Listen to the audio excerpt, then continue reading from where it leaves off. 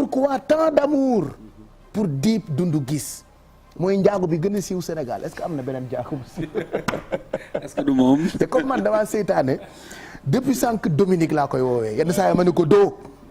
Voilà donc il est avec nous tey ci midi bi ci télévision Futur Média beaucoup de questions que nous recevons depuis démb bi ñu yëgee ni day ñëw ci télévision Futur Média d'abord li tax mu ñëw je le rappelle gis ngeen publicité bi léegi Celsius Beach Tour finale bi samedi le 1er octobre à la Voile d'Or c'est vrai que gëj nañu dund ambiance su Voile d'Or rappelez-vous à l'époque bon vous étiez encore jeune mais ñun bu ñu daan bég dañ daan dem ay Monaco plage ay Voile d'Or léegi nag loolu dafa ñëwaat ci vacances su ren yi et que finale bi samedi prochain la on en parle tout à l'heure puisque organisateurs yi ils sont représentés par Maïté peut-être que vous la connaissez pas mais si elle parle vous la reconnaîtrez sa belle voix Maïté viendra ci plateau bi tout à l'heure pour nous parler de concept boobu di Celsius Beach Tour mais d'abord comme à chaque fois su ma dee recevoir ñu mag damay soxla renfort démb par exemple quand Viviane est venue Soda Bousso moo nekkoon consultante bi tey pour waxtaan ak Dip Doundou Guiss on a fait appel à l'un des plus grands animateurs hip-hop du Sénégal je touche du bois sama rakk la waaye ku gis nen ni nen a ngi Kalz ñi ko jege naan ku Kalz alors tey y aura pas Real One y aura Real One mais il sera pas là-bas il sera avec nous parce que bëri na ay questions yoo xamante ni man xam nga duma ko mën a laaj Dip quoi voilà sinon xeexu njaago du jeex quoi donc on a beaucoup de questions yoo xamante ni Kalz on va lui poser ça moom Dip qui va nous rejoindre donc dans quelques instants ci plateau bi d'abord ñu nuyu la. Merci beaucoup Pape Cheikh c'est un réel plaisir comme ni nga ko waxee de partager ce plateau avec vous et surtout ñu nar a recevoir nag kenn koo xam ne nii ndaanaan la ci hip hop Galsen quand même quoi qu'on puisse dire bi mu yegsee am na lu mu fi def te nit mënu ko dindi il a beaucoup de talent il s'est imposé ci hip hop Galsen il a apporté touche bi nga xam ne moom la jàppoon ni moom manqué ci hip hop Galsen et très jeune en plus avec un style très provocateur waaw c'est ça waaw moom xam nga ay pikam la yor nag moom nga de temps en temps tu l'entends parler da ngay foog ni yow lay waxal donc moo tax quand il est bi mu yegsee ci game bi ñëpp dañu ko remarqué très tôt et il faut rappeler que Dip aussi a eu quand même benn parcours bu exceptionnel et jusqu'à présent il reste très constant nag durant quand même quelques années li ma koy reconnaître la sànq maa ngi ko koy wax bokk na ci artistes yi ëpp constance ak stabilité ci hip hop Galsen voilà donc le temps qu'il s'installe il vient tout de suite allez on l'appelle il vient tout de suite Dip nous rejoint tout de suite ci plateau bi comme ça ñu tàmbali waxtaan bi on va juste en profiter très rapidement souhaiter un bon anniversaire aux natifs de ce jour Mohamed bu Fatfal Balago ñu ngi koy ñaanal gudd fan ak wér gu yaram et puis Anta Ba madame Ba Anta Tana Chic borom maison brocart entre Paris ak Dakar tey la anniversaire am Tana Chic Anta on te souhaite beaucoup de bonheur sama jigéen la sama xarit la et puis bokk na ci jigéen yi nekk bitim réew nekk diggante France ak Sénégal di góorgóorlu surtout ci wàllu mode donc équipe yu maison brocart Paris comme maison brocart Dakar ñu ngi lay souhaiter un bon anniversaire Adjata Alimatu di yaayam mu ngi koy ñaanal gudd fan Alimatu Diop yaayu Anta Tana Chic Anta Ba ñu ngi lay souhaiter un bon anniversaire voilà donc c'était une petite parenthèse de message d'anniversaire donc Dip nous rejoint tout de suite ma bëgg a def comme boy bi ñu nuyoo quoi non kaa ñu defee ko fii ñëpp gis ni man du ma màgget de qu'est-ce que vous pensez jaajëfatee men wala boog wala yooyu amatul. non parce que ñun à l'époque on faisait comme ça comme ça. déedéet yooyu amatul ban nan la def nii rek. jaajëf waay booy nag ñu yokk si ay affaire yoo xam ne man maîtriser wu ma ko quoi. mais li nga def nii li dafa ñu doon seen franc-maçon de waaw dañ koy def tamit. lu la nga def nii. gars dañ koy def. mais li man dama gis ni ay signes franc-maçon. non gars dañuy def yii ay affaire. non waxuma gars yi loolu tax yow nga war koo def. wala yii mais lan moo tax nga war def yii wala yii. mais yi ngay def lan ngay def yii. wala yii. non mais je suis trop content pourquoi je suis content tu sais comme lu ñuy wax ci wolof jamono bu nekk ak lu fay xew. Effectivement. Voilà mais heureusement ba jamono bi on a vraiment des artistes yoo xamante ni li ñuy def dañ koy def comme il faut et comme tu as dit il a trimé. bi mu nekkee underground nga xam ko. ñun grand public bi ñu ko découvrir on se rend compte de constance bi nga xamante ni. moo nekk ci Dip Doundou Guiss. C'est-à-dire quand tu l'entends rapper moi j'ai l'impression que c'est un parolier. J'ai l'impression que c'est un poète. Et loolu yëpp. Il va nous en parler. Bien sûr parce qu'il est très fort en écriture moom. style écriture am da nga koy déglu des fois da ngay gis sax ci cette nouvelle génération bu ñu bindee. ça te rappelle automatiquement Dip parce que dañuy jël référence ci moom. donc yàlla def na ni bi mu yegsee il a marqué époque am di continuer di ko marqué. te ndaanaan la ci li muy def donc c'est un plaisir d'être en face de lui et puis jamono bii nag sénégalais yëpp dañu yàkkamti woon dégg Dip. ah ouais waaw bah oui. mais pourquoi ñu yàkkamti ko. non parce que dañu bëgg a dégg même su ne salaamaaleykum sax dañuy xaar mu wax. ok d'accord bon j'espère que nuyoo du def effet secondaire pour yéen ñi seetaan. en tout cas ñu koy xaar on va discuter en tout cas. voilà éviter les effets secondaires. parce que baaxul ci médicament. et moom c'est un médicament parce que ñi muy faj. ci mélomane yu bëri na. Dip ñu ngi lay nuyu ñu bàyyi la wala bokk nga nuyoog téléspectateurs yi jaajëf man. maa lay fay ba Cheikh di nuyu Kals di nuyu ñëpp ñu seetaan di nuyu borom kër gi. waa di kontaan trop. di kontaan trop parce que. dafa neex comme li ngeen di toog présenté ma si. man ba may soog a ñëw fii yàgg na ça doit faire ay bientôt 8 ans. ça fait longtemps ça fait trop longtemps donc su ma ñëwee ngeen présenté ma nii sama xol day am lu may yëg sama xol quoi. mais jaay ñu la de ñun li am la ñu wax de. waaw mais ba tey mais bu ne yéen a koy wax quoi. parce que tamit. on n'a pas le temps là.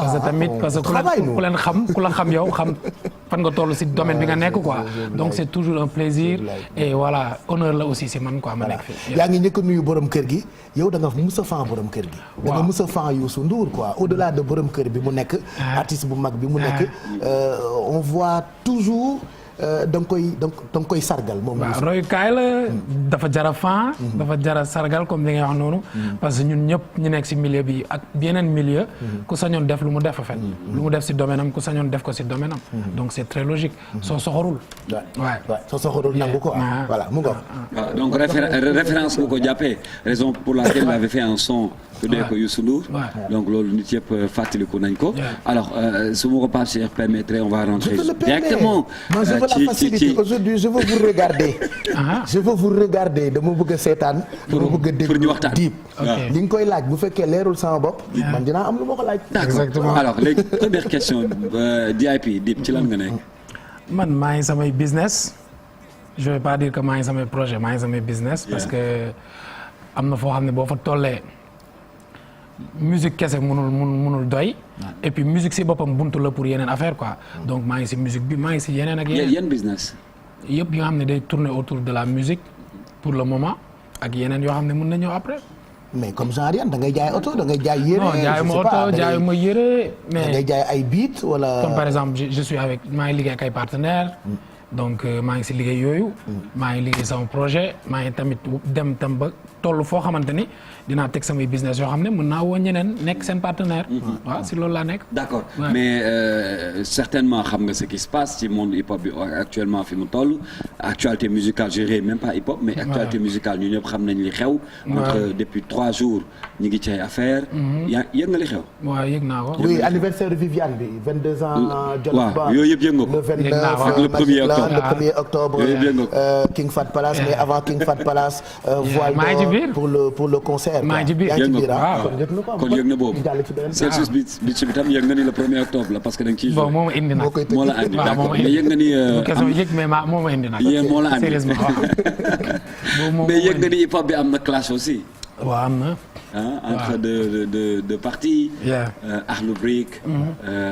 Ngaaka Blindé. c'est quoi ton avis loo ci gis. c'est quoi mon avis.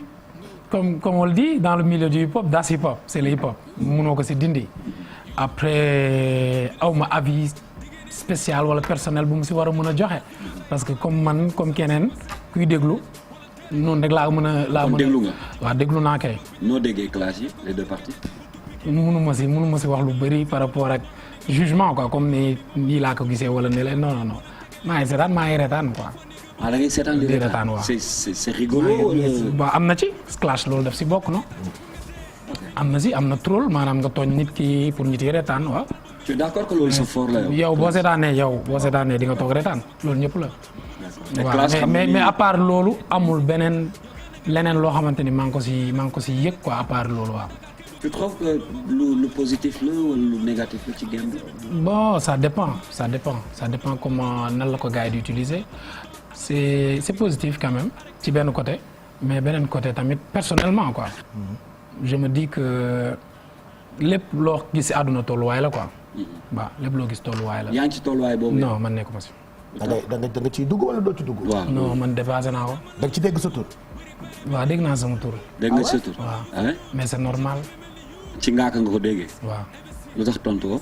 non waxuma lu ma war a tontu et puis même su ma waxoon lu ma war a tontu. boo laajoon doo. non su ñëwoon def loxoti sa mbët bi sax du ma tontu. lu tax parce que romb naa loolu. parce que am na lu ma bëgg. non comme wax nga léegi ci hip hop la bokk. ci hip hop la bokk man jàll naa ko. donc tontu bi day gën a ci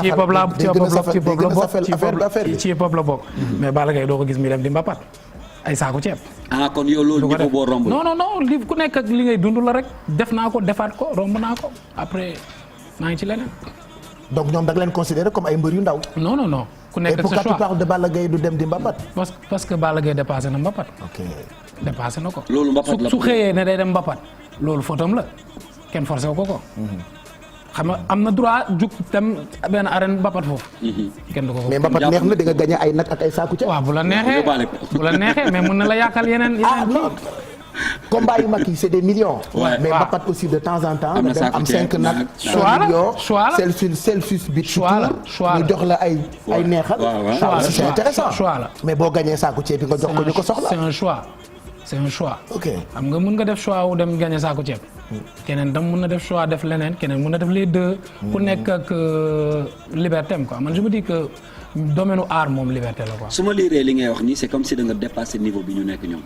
non du ma ne dama dépassé niveau boobu ñoom ñoo choisir def ko mais man dépassé naa clash dépassé ma niveau ay niveau clash kenn nga dépassé maanaam amul rappeur bu may taxaw naan maa la dépassé wala du ma ko def su fekkee dépassé naa kenn ku xool di nga gis ku wét di nga xam mais dépassé naan maa dépassé diw ak diw man sax loolu sax dépassé naa ko voilà ku nekk xam nga li nga war a def boo ko defee xam nga ko boo ko deful xam nga ko man nag li ma war a def defaguma ko.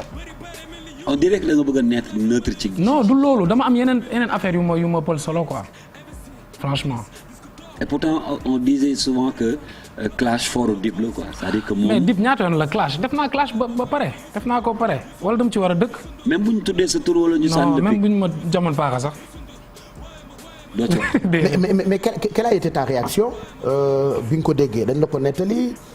wala da nga toog rek dégg ko waaw da ngay toog si internet bi ñu yóndee la ko nga seetaan après nga kii wax lu retaan lu nga retaan kii wax benn affaire nga waxtaan si ak sa benn morom vite fait après ngeen dem. et il a dit quoi.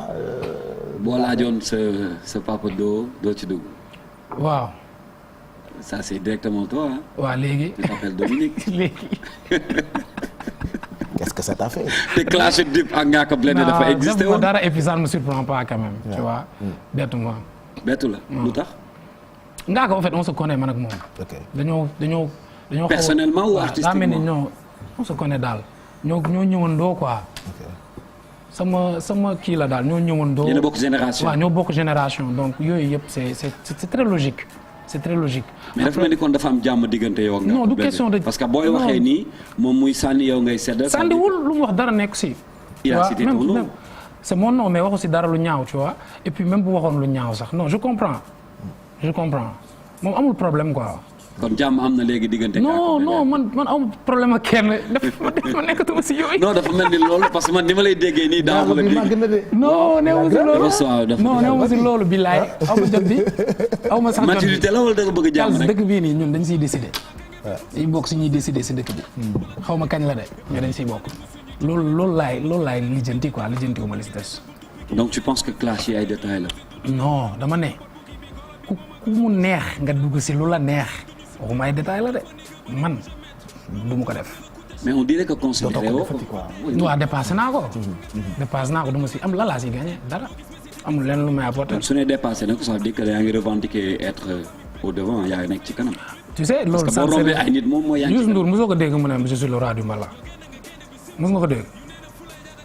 man mosuma ko dégg waaw da nga koy dégg ñu koy wax. waaw loolu moo ëpp solo. ñu koy wax ñu koy wax laa soxla mais pas ma koy wax. yow da nga jàpp ni yaay roi hip hop bi. déggoo ma xanaa Kalz. olof laa la laaj man tamit olof laa la làkk de. par exemple ñu koy wax. moo ëpp effet que yow nga koy wax.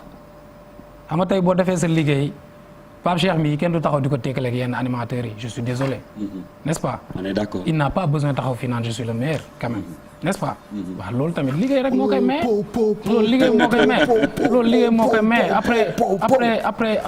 clash Ngaaka Blindé ak Dip dafa existé woon. et là tu on dirait que yaa ngi dellu ginnaaw dañ koy dépassé voilà. lépp loo gis étape la ñun ba ñuy commencé xam fa lañ commencé. si mbedd bi di battle. di freestyle di battle. loolu rap am na rapport am musuñu ko def. di cypher avant loolu dañ doon dem si koñ yi maanaam kenn tegul dara si koñ yi lañ doon dem. di freestyle di def lu ne. jóge foofu dem ci battle yi di battle. cypher yi Iba Karim Xurum Xaak ñoom ñëpp xam nañ ñu. rajo fépp def nañ ko jóge si rap commencé ay clash am ñu clashaat saa mais c'est quoi man j'ai envie de comprendre en tant que ku nekkul ci monde bi mais juste un mélomane qui entend bokk ci sa mbëxloo beeg mouvance bi lan mooy njëriñu clash quoi. clash am na fépp tu vois. xuloo dëgg la da ngeen di defonte dara à la base après vous sortez des tubes vous clashez wala c'est juste dafa bokk ci culture hip hop. daf si bokk et puis ku man am na fépp. mais pas clash pour clash. wala clash pour clash. clash pour clash tamit amul sens. pour yow clash dafa am norme wala. clash dafa am bif am ay normes. waaw clash am na clash am na ay normes. je pense pas. tu penses pas je pense pas. puisque waaw gars yi fii waaw. man xëy na am na fa am bu mu fa yegg. mais est-ce que yéen bu ngeen clashante waxante ay gros mots dans vos tubes ou dans vos battles est-ce que après bu ngeen gisante nii en temps normal. en tant qu'être humain da ngeen di nekk ci jàmm wala. bon ça dépend j'ai envie de comprendre ça aussi. parce que dafa am bif. am clash. waaw loolu mooy bif mooy romb clash. mooy ñu am ay problèmes personnels di dóorante gaañante te bif. je me rappelle plus ndax mës na fi am peut-être mënoon nañu ko seetlu ci ay Gaston kër gi. ou kër gi ni dof yi à l'époque amoon na. bif mooy daje ci ay concert xeex gaañante wala peut-être yegg ci yenn niveau yi clash mën na yam juste ci ay son. loolu mooy différence entre bif ak clash. là on parle de clash mais clash souvent dañuy wax ni que am na ay normes moo tax ma laaj ko moom. lan mooy ay normes ci ay clash non je me dis pas que ndax am na norme quoi. ku nekk ak normam comme man mën naa ne yenn yi du ma ko wax. par exemple doo ci saaga. am na yoon du ma ko def peut-être mës naa si saaga je vais pas mentir quoi mës naa. saaga woon nga kay. waaw def naa ko tu vois. saaga bi mais romb naa ko tu vois romb naa ko. xam nga j'ai le droit def samay bêtises quoi après romb ko. n'est-ce pas xale quoi. n'est-ce pas def naa yu ma waroon def yëpp après am na yeneen yoo xam ne war daf ma war. waaw loolu laay def quoi. là dañu lay remarqué ci ay événements yu mag yoo xam ne même ay marques yu mag bu ñëwee Sénégal. ils s'intéressent à toi. Dip la ñuy wër. par exemple bu ñu lay tëkkalee ak am na yeneen yu ñëw. am na yu ñëwagul laa ñu ngi ci jëm ci Celsius bi comme ni ko Pape Cheikh waxee tout à l'heure bokk na ci événement bu mag boo xam ne ci été bi nit yi ñu ngi koy topp boobu ba léegi ñu ngi dem pour date bu mujj bi. ça veut dire que yow da nga jàpp ni à chaque fois bu amee lu important Sénégal yow la ñu woo loolu nga gis. mais te télévision nationale quand c'est important c'est Dip. c'est Dip mooy RTS. yaa wax man waxuma ko. Dip de mooy RTS laaj ndax loolu nga gis yow. xam naa ñeneen ñi ñu ne TFM ak 2STV. quand c'est important. c'est sur la RTS. yaa ko sur la RTS. yaa ko wax man waxuma ko. ouais c'est bon après liggéey la rek. xam nga tey booy jaay dara. bëgg mu jar. fi nga war a jaar pour mu jar rek ngay jaara. effectivement voilà su fekkee nit yi bëgg nañ Dip mais da ngay woo Dip su fekkee nit yi keneen lañ bëgg yow sax boo bëggoon Dip keneen ngay woo. loolu c'est logique. ouais après amul lenn loo xamante ni dañuy taxaw di ko bàkkoo wala dara lépp liggéey la rek fii liggéey rek kay maye dara. billaahi waaw liggéey. Pape Cheikh bu mu koy déglu mu ngi woon si rajo xale yi. xaw ma ndax mu ngi fàttali. non mais bi may nekk rajo xale est-ce que juddu woon nga aussi. xale bu ndaw laa woon. comme t'as raconté ça certainement. non dafa la déglu man temps Senghor. non. fekkee naa aussi bu wàññi quoi vite fait quoi. non. la télé état nous de ñun ci lañ jàngee loolu. non yow mu lay déglu yaa ngi woon si rajo xale yi yàgg na. et puis da nga liggéey ba egg si fii. mais ñun tam loolu lañ bëgg. n'est-ce pas. c'est logique loolu kese la. voilà il n'est pas bavard ah. loolu kese la jarul. moi j'ai comme l'impression qu'il veut dire que moom moo nekk ci kanam quoi man loolu la. Kalz yow loolu nga bëgg ma wax li mu bëgg a yàgg revendiquer. mais loolu du débat ndax maa nekk si kanam c'est pas un débat. donc yaa nekk kan moo nekk sama kanam. il t'a répondu. waaw loolu du débat. mais est-ce que parce que inévitablement ay clash ak yi am actuellement mënuñu la ko ñàkk poser comme question. Voilà. Faut pas éviter certaines questions parce que c'est ça l'actualité. Heureusement ou malheureusement mais en tout cas pour le bonheur des Sénégalais comme moi xam nga seytaane bëgg a dugg ci affaire yu Safi mais est-ce qu'il y a-t-il des choses que tu regrettes ci sa carrière entre autres clash yi nga jot a def saaga yi nga jot a def. non amul lenn. ba ci saaga yi quoi tu regrettes pas. sama àdduna sama vie amul lenn ma si regret. ok si c'était à refaire. lépp li nga xam ne def naa ko du ma regretter dara. jamais man je suis pas une personne qui regrette. non je me dis que non lépp loo gis si àdduna rek daa am lu tax quoi.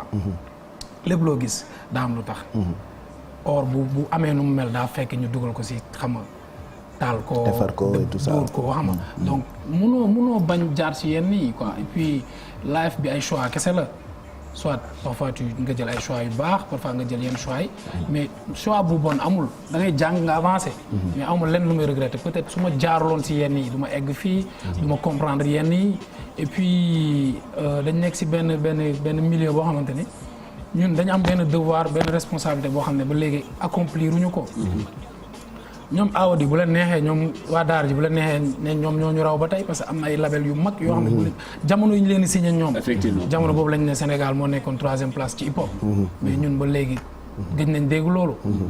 dégguñu sax 10e. donc responsabilité boobu lañ am actuellement pour yóbbu ko feneen. on peut le faire suñ ko mënul def collectivement ñu def ko individuellement si côté am. ku nekk si côté am suñ ci gagnéwul ñun génération bii di ñëw moom mu jël ñun liñ liggéey. moom mu jël ko quoi. est-ce que loolu moo expliqué ngay def ay featuring yu mag ak des artistes là récemment le fa bi ñun ñëpp la bettoon bu section d'assaut. ça a été vraiment benn succès bu mag la woon. quand je l'ai vu en France. bah oui une photo di dugal annoncé. bah oui la ni kii day featuring. effectivement mais récemment dañu yeewu bërki démb il y a quelques semaines. nga jox ñu beneen son ak Youssoufa. ça aussi ça a été une grosse surprise. pour ñun ñëpp. est-ce que ci li ngay wax nii.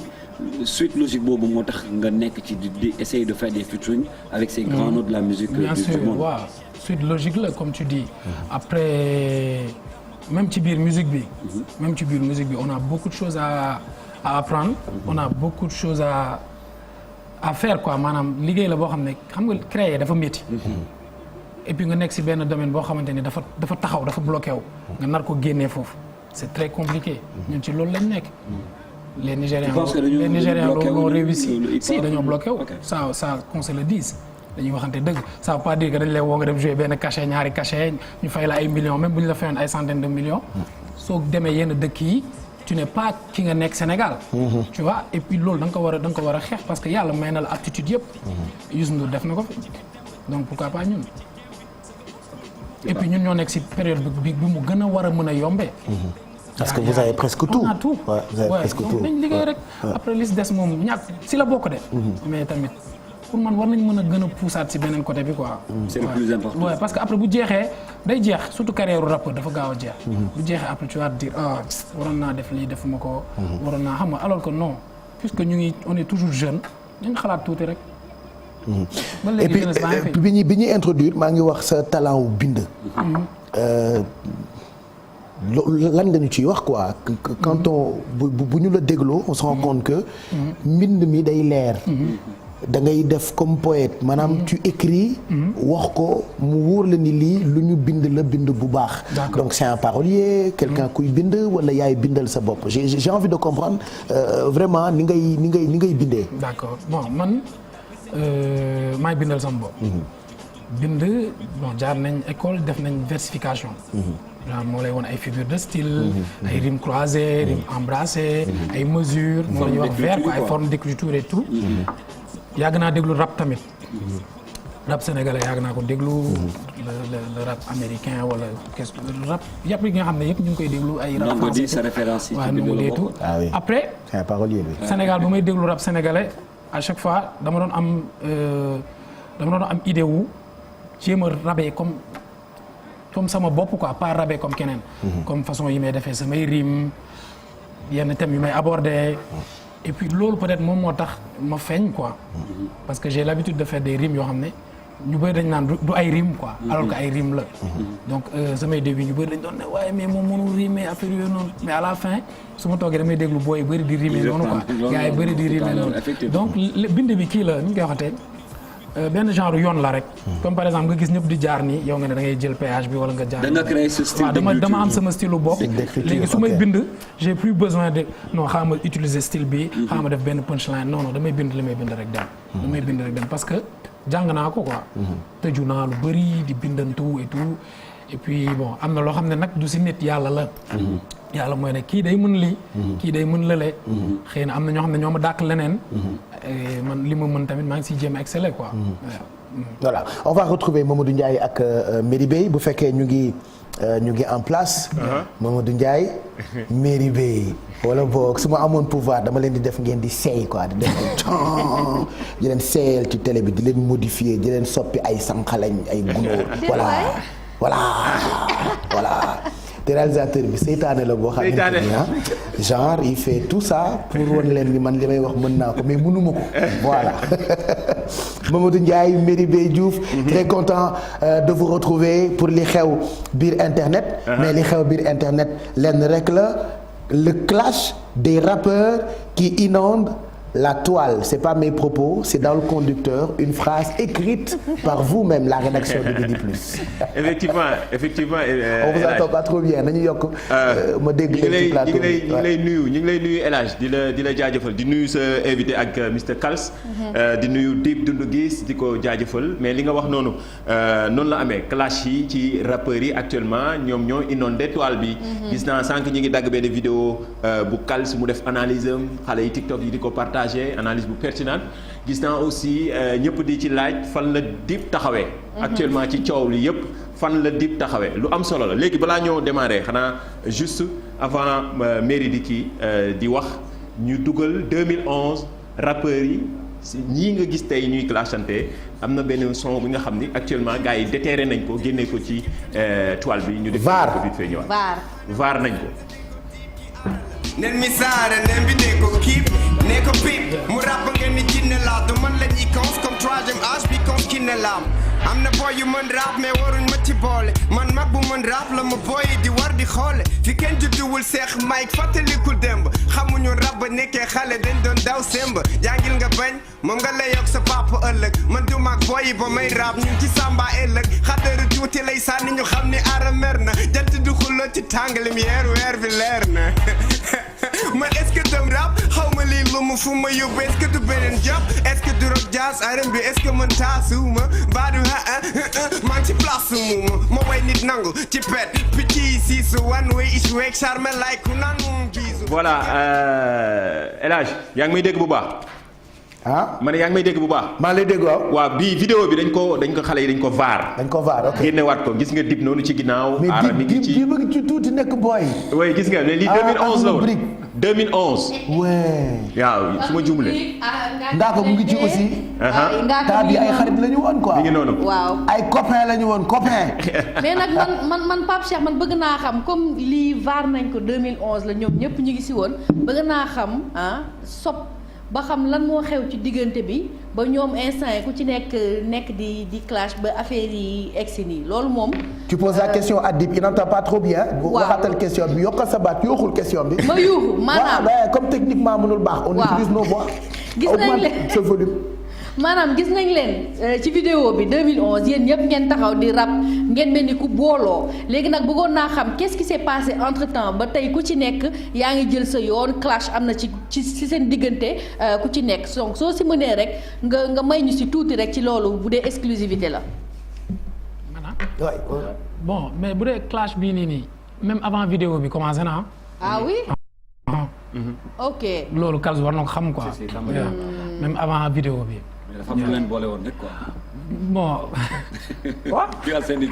non amoon na avant. je sais pas gars yi bon après connaisseurs yi xam nañ quoi. amoon na clash avant lii. non je veux dire Galsen Hip Hop Awards bi moo leen boole waatoon. waaw moo ñu boole ñu def kii bi voilà mais waaw mais commencé woon na avant lii. et puis voilà lu tax mu ñëwaat nii xëy na daa amaat ñeneen ñu wax keneen leneen. ok moo tax mu ñëwaat mais yàgg na. mais Dip tey bu ñuy wax par exemple Dip c'est l'as de pique qui pique le rap yow loo ciy wax. non instant bii nii instant yii maa ngi jéem a piqué samay ginaaru kër de. kon nag dégg ngeen réponse de. non pic mënul ñàkk si rap tu vois. xam nga même Jay-Z il a 52 ans day def ay pic ba léegi. voilà donc pic mënul ñàkk si rap. mais pic ak clash bokkul. exactement xam nga tey mën naa la pic nga tontu ma pic. mais su ma la piqué nga tontu ma clash ça veut dire que pic bi jam na la. c'est juste ça waaw loolu la. li nga ko def par exemple pic la. ok mooy boo laajoon sa papa. doo ci dugg. non mais pigu ma man jàppee ma ko pic parce que nee na man papa laa kay. waaw mais baax na non boo laajoon sa papa waaw il m'a donné jox na ma cër foofu mais noonu. boo nee Pape Cheikh yaa ngi clash. waaw xam nga Pape Cheikh boo nee papa. mais non nit ki soo ko nee papa bëgg expliquer pic bi ak clash bi. tey boo nee kii def midi plus. waaw xam nga waxoo Pape Cheikh. waaw waaye midi plus nga wax. waaw loolu pic la. midi plus nga wax pic la. non mais nit ki boo jëlee jox ko rang wu papa. waaw teg nga ko ci kaw. waaw kon kay man damay pic jël bi dafa am respect quoi. waaw bëgg naa du pic jàppee ma ko pic la bu am respect rek. non du pic. ah non du pic papa nga wax nit ki papa. waaw mais boo ah man sama papa sañu ma ko jox pic de. quand même. non moom waxul moom doo papaam. waaw mais papa laa quand mais même. papa yi keneen nga. même bu ma papa yi ñeneen nga. waaw mais papa bi rek jël naa ko. mais moom baay papa woowu la. non man papa bi moom intéressé man waxuma ni moom laay papa woo de. xam nga lu tax mu wax la papa yi jàmbur parce que xam na. non ci rab bi papa laa si. mais moom tamit ngaa ko papa la ci. waaw mën naa nangu loolu. si papa mën naa nangu loolu. ah oui mën naa ko nangu. ah oui Aara ak Deza aussi ay papa la ci. si ay grand lañ. comme yéen ñëpp vous êtes entre papa. non dañoo liggéey ko xeex entre baay. dañoo liggéey ba leen ko entre papa quoi quand même y en a marre moi y en a marre mais damay sonn des fois xoola damay nekk nii ci TikTok bi je veux voir autre chose mais xaw ma affaire bi day def effet sama kii bi day def effet je ne vois que ça c'est-à-dire am na clash mais ñoom ñoo xewa ngaa ko moo xew actuellement ak lu brika ñoo xewa c'est-à-dire là bu ñu doon def j'essaie de jaxase mais j'y arrive pas mi ngi taxaw fi mu taxaw damay jéem a seytaane quoi attends j'essaie de vraiment yokk seytaane bi mais actuellement bu ñu doon def classement yow mi ñu ne yaay papa nga jàpp ko ni ok. yaay papa non man maay papa. mais actuellement ñoom ñooy papa de. waaw nii au moment où je te parle. ah da nga koy nangu. waaw actuellement nii. yaay doom quoi. waaw. nangu ko loolu. loolu mooy damaa sonn ci wax loolu mooy Y'en a marre. Bon, on va te laisser souffler un tout petit peu. Je rappelle encore que on vous donne rendez-vous le 1er octobre samedi à la Voile d'Or spectacle bu exceptionnel maanaam école dafay tijji semaine prochaine donc dañu bëgg a tëj vacances yi d'abord le 29 dañ koy tëj ak Viviane Magic Land le 1er octobre avant ñuy dem ci soirée de gala bi King Fahd Palace parce que voilà j'en profite le 1er ñu dem Voile d'Or Celsius Beach Tour. On va parler du concept tout à l'heure ak Maïté qui va nous rejoindre ci plateau bi mais Dip moo fay nekk en live ak d'autres artistes dinañu wax itam taxawaayam ci finale Celsius Beach Tour bi ce sera pour tout à l'heure en attendant ñu xool li xew biir inter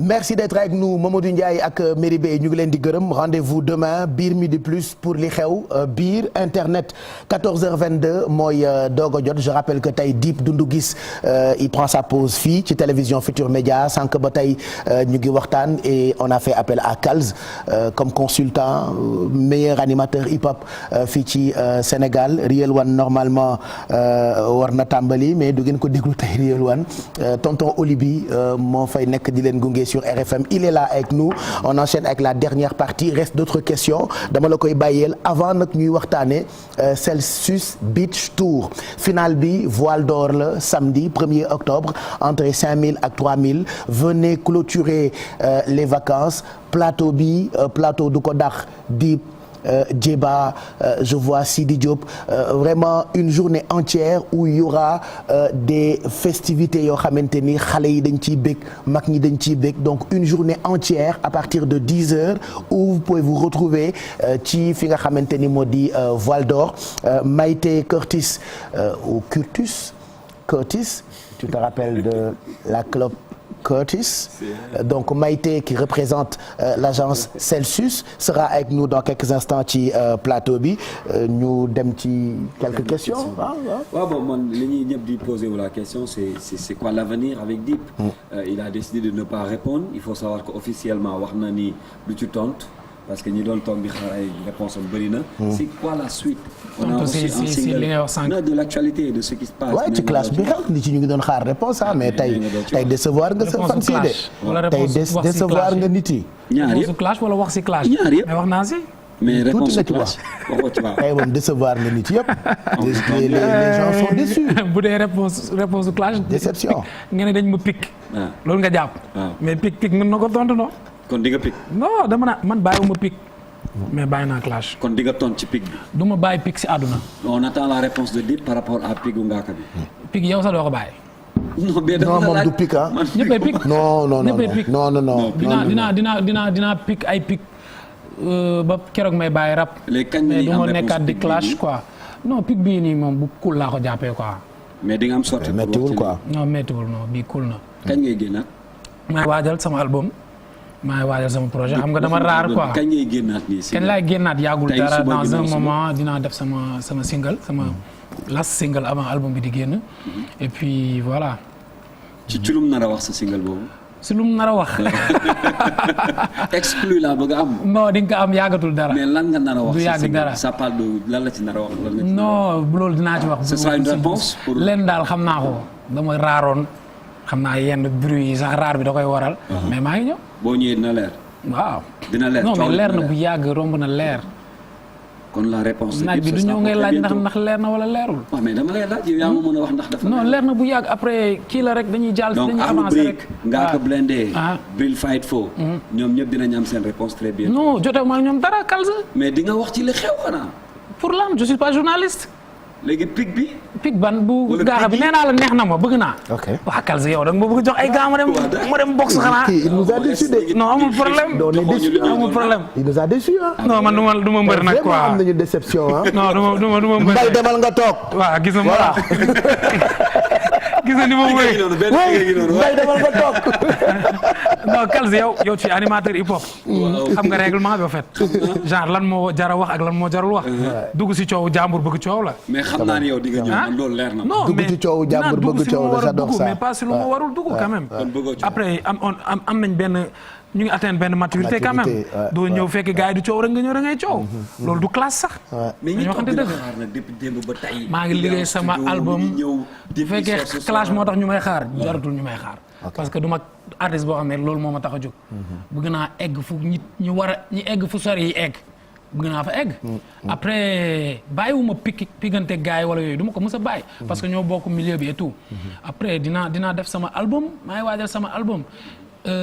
bëgg buzz man du ma nit bu bëgg buzz quoi xam nga yaa ngi si buzz soo bëggee buzz da ngay ñëwal. lii buzz la. waaw buzz la kay day jeex du continuer. waaw ay am na ñoom ne bëgg nañ buzz ñooñu boo leen invité plateau nga laaj leen dinañ la ne suba maa ngi waajal wala kii su ma waxee lii affaire yi mais man buzz intéressé wu ma carrière laay def. Et tu as une belle carrière. Voilà, ça il faut le dire.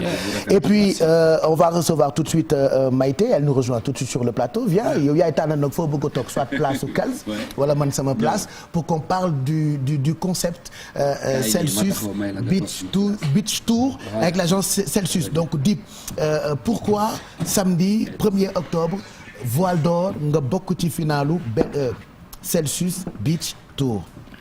waaw Celsius Beach Tour bi ñu ngi koy commencé mu ngi bëgg a yàgg def nañ si bokk naa si 2 dates. ñoom def nañ 4 dates.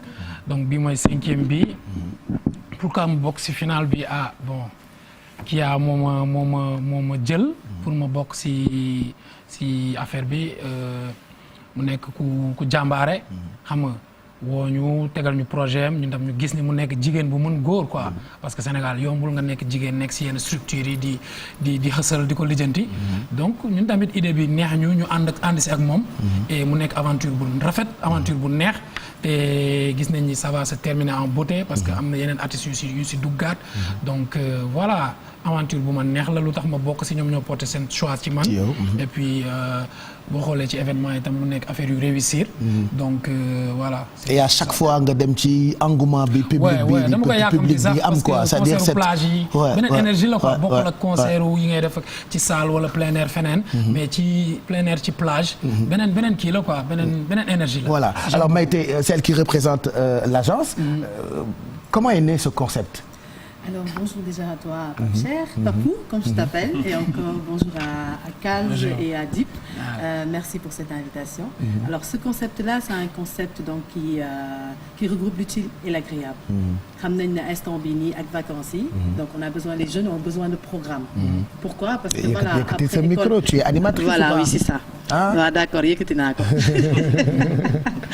Donc comme je disais, donc ñëpp xam nañ ne période de vacances, les jeunes ont besoin de programmes. Ouais. Alors programme nag dañ koy créer. Donc day am nit yoo xamante ne tey dañuy xalaat ci benn concept. daal di jël concept boobu noonu réaliser ko permettre jeunes yi ñu mun a am programme. Donc programme bi nag ñëpp xam nañ ne du yem juste ay activités day ànd ak ay concerts indi artistes yi parce que nit ñi li ñu bëgg. ñun ci loolu la ñuy dox. Donc je pense que l'idée a été très bien pensée avec Kya Aidara. qui a vraiment pensé à cette idée-là xalaat ne tey ce serait bien d'organiser vraiment. un beach tour boo xamante ne ce sera différent de beach tour yu ñu tàmm di gis. moo tax mu boole ci ay activités yu bëri. lu ci jëm ci tournoi de football volleyball mbapat. xam nga lu jëm ci ay activités c'est toute une journée quoi. voilà c'est toute une journée on est là du matin jusqu'au soir. donc journée bi matinale bi yëpp dañuy def ay activités comme j'ai dit. tournoi football def volleyball def mbapat def ay activités pour les enfants course de sac. tir au but ay voilà ay jeux activités pour les enfants ñuy ay genre les gonflables et tout ça là. Et puis le soir bu loolu yëpp jeex. ay jeux de plage quoi. voilà, à partir de 10 heures c'est ça à partir de 10 heures. léegi nag bu 17h 18h jotee nag là nag on fait un show. boo xamante ne voilà artistes yu mag yi ñoo koy clôturer. ñëpp xam nañ ne soo xoolee suñu programme depuis le départ on a vraiment bien choisi les artistes. ce sont des artistes tendance yi nga xamante ne tey jii nii voilà ñoom la sénégalais yi bëgg ñoom la jeunesse bi bëgg ñu choisir leen benn ci Dip bi nga xam ne il nous accompagne depuis le départ. vraiment à qui on remercie beaucoup. Dip rek spectacle la quoi. non mais c'est da ngeen ci boole itam d'autres stars yoo xamante ni dañuy cartonné et puis xale yi bëgg leen. bien sûr donc Dip ñëpp xam nañ ne voilà boo ne Dip lañ soxla ñëpp a yàkkamti parce que dañ koy namm dañ koy bëgg a gis sur scène et tout. et à chaque fois il assure vraiment merci à lui pour avoir cru en ce programme. il a accepté aussi de nous accompagner il sera avec nous samedi inchallah le 1er à la Voile d'Or. où vraiment ce sera la clôture. donc la finale de toutes les activités. tournoi petit camp bi ñëpp xam nañ ne dañ ci defoon benn mise u 1 million. donc ci mise boobu noonu donc finaliste bi on saura c'est qui samedi parce que dañu dem Saly tànn fa tamit ñaari équipe yoo xam ne ñoom lañ sélectionné. Malibu lañ commencé dem Saly dem Saint-Louis tamit am fa ñaari équipe ñëwaat au niveau de Malibu encore tànnaat fa yeneen ñaari équipe équipe yooyu yëpp ñooy tase samedi def seen finale qui gagnait remporter 1 million. D'accord et quel sera le message des équipes de Celsius Beach Tour ngeen di def finale bi lan mooy nekk message u y a eu beaucoup de partenaires y a eu beaucoup de jeunes yu ñëw fekkee bu Saint-Louis bi Malibu ak yeneen coins yi ngeen doon def spectacle bi samedi mooy finale bi quel sera le message de vous qui organisez. alors déjà j'aimerais juste appuyer sur le point bi nga xamante ne tey mooy que événement bi c'était pas juste un événement une activité récréative. il y avait aussi de l'utile à l'intérieur parce que on a eu à être accompagné on est accompagné plutôt par d'autres structures yoo xamante ne ils sont dans l'éducation dans le financement ils sont donc dans beaucoup tout ce qui est projet tout ce qui veulent par exemple les jeunes qui veulent aujourd'hui qu'on les accompagne comme la DER par exemple 3FPT. il y a eu aussi le cabinet Vizir bi nga xamante ne ñoom ils sont dans tout ce qui est c'est un cabinet RH donc il y a aussi Trace Academia donc ñooñu ñëpp ce sont des partenaires yoo xamante ne ils nous ont accompagnés donc ça ne se limitait pas juste à se faire plaisir mais il y avait aussi des possibilités de pouvoir faire des projets d'être financés et d'être accompagnés aussi dans le cadre éducatif. Voilà donc à part loolu on a ces partenaires là comme Free Money on a Zem de Kosedi qui était avec nous Rixel on a eu aussi plein d'autres partenaires au Royal ñoom ñëpp ñu ngi fi woon ak ñun dañu accompagner ci projet bi donc je pense que déjà le fait que partenaires yooyu gëm projet bi bëgg ñu si gunge c'est quelque chose que nous admirons beaucoup. Et on les remercie vraiment d'avoir eu confiance en ce projet. ba tey jii nii vraiment xàddiwuñu. chaque jour ñu ngi ànd ak ñun. même chose pour artistes yi tey su ma remercier Dip dinaa remercier Sidi Diop. qui est passé quand même 2 fois aussi qui est passé une fois qui va repasser encore ce samedi. qui va venir ci finale bi samedi. finale bi inchallah. Je remercierai Djeba aussi qui était passé aussi et qui va repasser samedi. Jayla pareil elle était là aussi elle reviendra encore. Et on a cette fois-ci vraiment une tête d'affiche.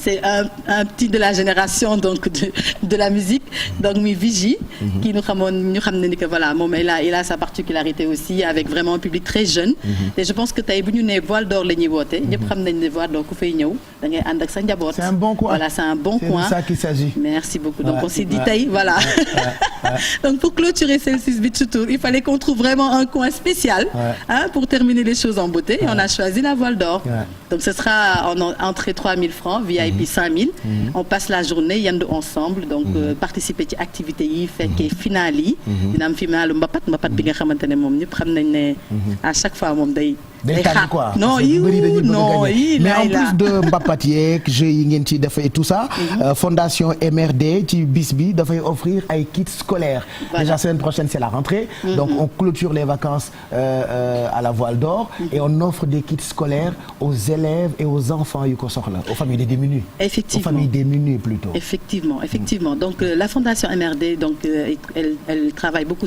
dans le social. Donc elle a accompagné ce projet et justement ci partie éducatif bi la gën a prôner cette fois-ci en offrant des kits scolaires pour permettre justement comme li ma doon wax sànq ñu rallier utile ak agréable. C'est-à-dire que voilà la rentrée s'approche là on est en train de clôturer donc samedi encore ils seront avec nous offriraat ay kits pour xale yi gën leen soññ pour jàng bi wax leen ne voilà affaire bi bu vacances ñëwee dañuy fo mais bu école ibbee tam dañuy jàngi donc je pense que ñoom loolu mooy seen objectif et vraiment merci encore une fois à la fondation MRD parce que eux aussi ils ont cru à ce projet ils nous accompagnent depuis lors. Voilà et puis je vois entrée yu pas cher entrée simple 3000 VIP 5000 pour que tout le monde pour que ñëpp ñëw bokk ñëpp mën a ñëw bokk donc ñëpp xam nañ ne tey depuis qu'on a commencé le Celsius Beach Tour on l'a fait dans des plages publiques donc c'était gratuit mais comme tu sais aujourd'hui si on veut aller dans un autre style wala dem ci beneen chercher une autre plage ou vraiment clôturer on a besoin d'aller dans un autre cadre donc on s'est dit à la Voile d'Or mais ñëpp xam nañ ne Voile d'Or dafa am entrée déjà à la base donc justement pour ne pas nag tirer les choses un peu trop loin on est resté dans le même style waaw ñu yombal ko ñëpp rek pour que ñëpp mën a ñëw spectacle bi neex xam nga ñu yendu bu toj comme ni ko gars yi di waxee ni ko sénégalais yi di waxee yendu bu toj ànd ci suñu artistes yi donc Dip moom xam naa ne mu ngi pare yu bees tàkk yi mu nar a dajji paquet pour bëggal ci boy yi quoi donc Dip samedi on se retrouve donc à la Voile d'Or après-midi bi dès le matin le final bi di commencer à partir de 10h et puis après-midi bi spectacle non-stop avec vraiment un plateau très alléchant des artistes comme Dip ban message ngay jox public bi fan si xale yi nar a clôturer vacances yi samedi Voile d'Or. waaw comme ni ñu ko xamee ñun ñëpp. école semaine prochaine lay tijji. donc bii mooy last event bi. nañ ñëw ñu profité tëj ko benn yoon. événement bu mag lay nekk. en tout cas man maa ngi koy waajal bu baax a baax depuis ba ñuy jógee ci bële ba ñuy jógee. Saint-Louis waaw maa ngi koy préparé donc. dem leen celsius-agence.com ngeen jënd seen ay tickets am na surprise yu mag a mag yu fa nar a leen di xaar loolu laa leen wax quoi voilà donc regardez affiche baa ngi noonu on se retrouve donc ce samedi 1er octobre à la Voile d'Or Celsius Beach Tour n'est-ce pas mais boo jógee Voile d'Or foo jëm samedi yow laa topp nga yóbbu ma fële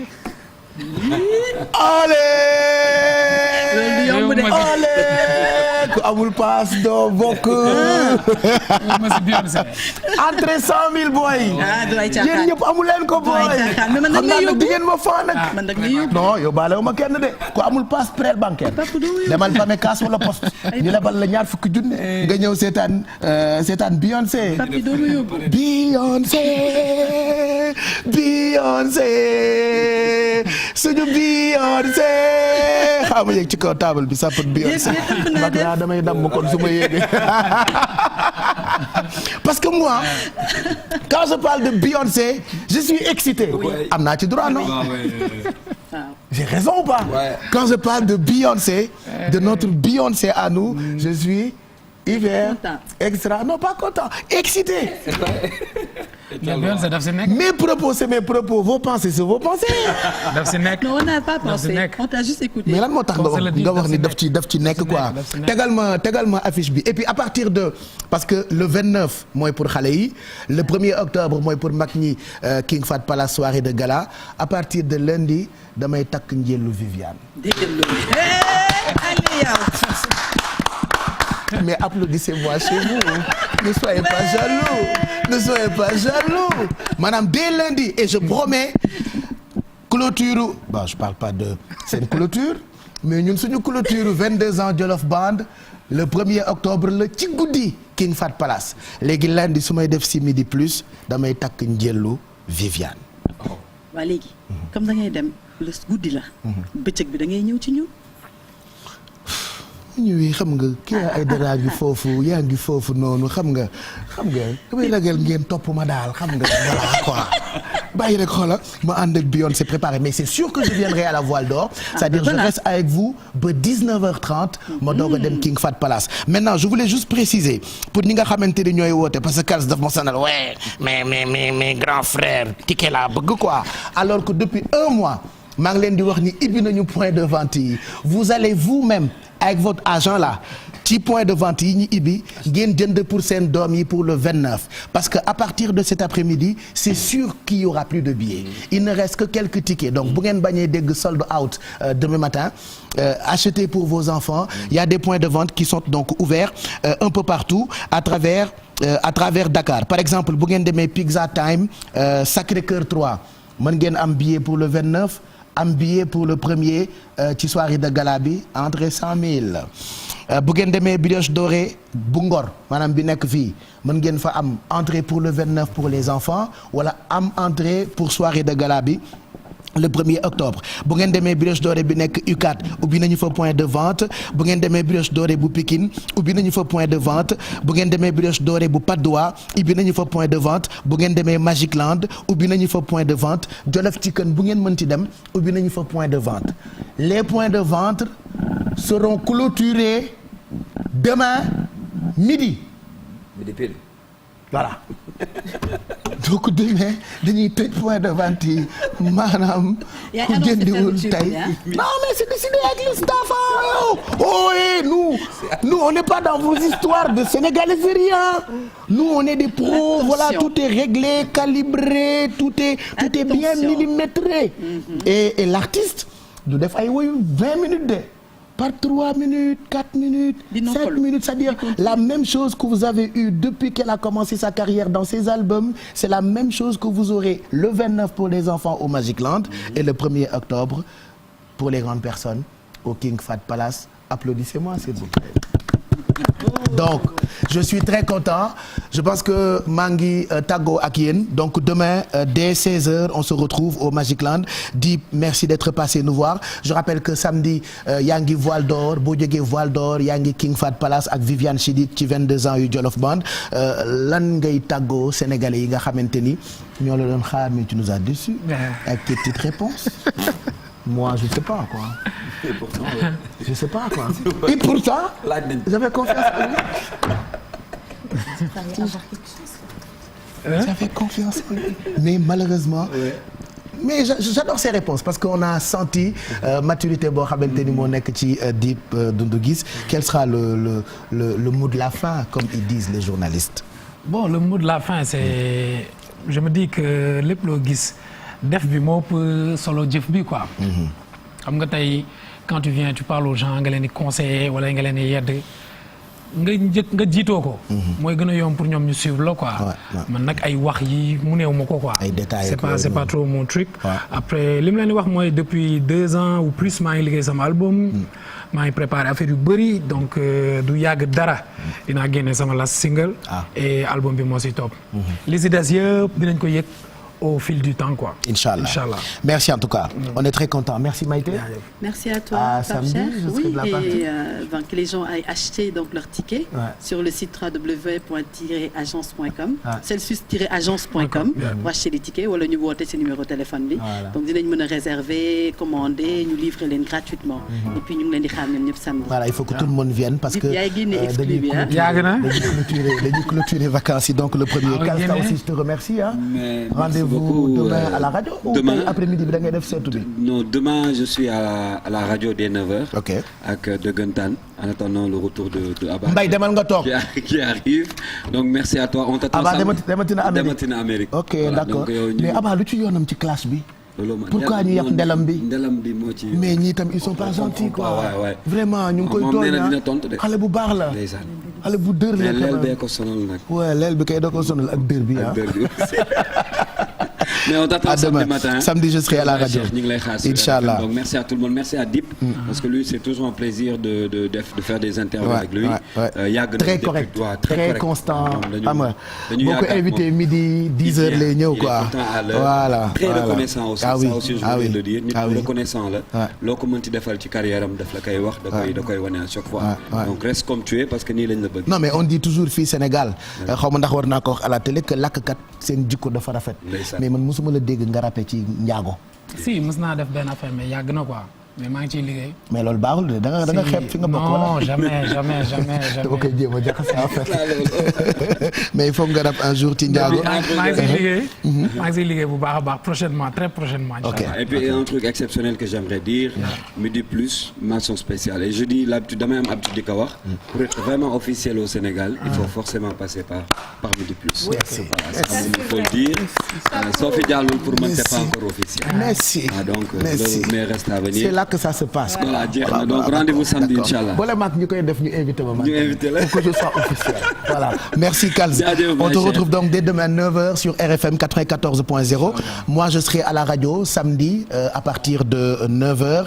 Merci aux équipes de Celsius Agence et puis rendez-vous avec Dip et d'autres artistes le 1er octobre. J'en profite juste pour vous annoncer que Drizzy influenceur on le voit tout le temps sur internet dafa am fondation boo xamante ni chaque année moom itam il fait du social il soutient ñi nga xamante ni ñoo ko soxla donc il fait une campagne boo xamante ni am na sac scolaire la ko tuddee initié depuis 2019 avec des centaines de kits scolaires offerts. La campagne am na sac scolaire est une action de solidarité citoyenne. La soutenir, c'est donner une opportunité à des familles et des enfants de réussir leur vie. Cette année, nous voudrions bien toucher plus de 1000 familles et nous comptons sur votre générosité. Donc képp koo xamante ne bëgg nga soutenir Drizzy et sa fondation pour que ku nekk am sac scolaire mën ngeen leen contacter ci 77 251 23 97. 77 251 23 97 je reste convaincu qu'il y a beaucoup de bonne volonté yoo xamante ni ci wàllu solidarité dañ ci jàpp par exemple fondation MRD mu ngi def lu mel noonu et je reste convaincu que dina jàppale ñu mel ni fondation Drizzy wala Drizzy fondation donc contactez-les pour ngeen jàppale leen ci li ñuy def comme chaque année. Allez 14h45 bon appétit et see you tomorrow.